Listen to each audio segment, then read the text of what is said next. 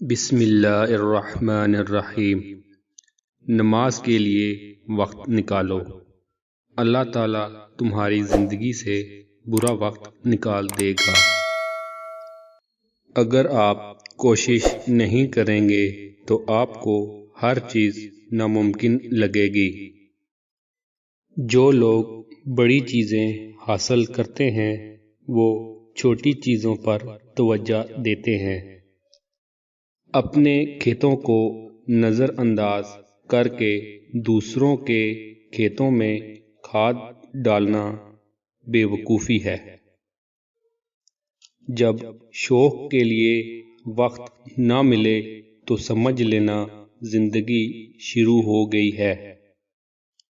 جو شخص خوشگوار زندگی بسر و تلخ موت مرتا ہے۔ صبر کرو چاہے ہر دروازہ بند ہی کیوں نہ ہو۔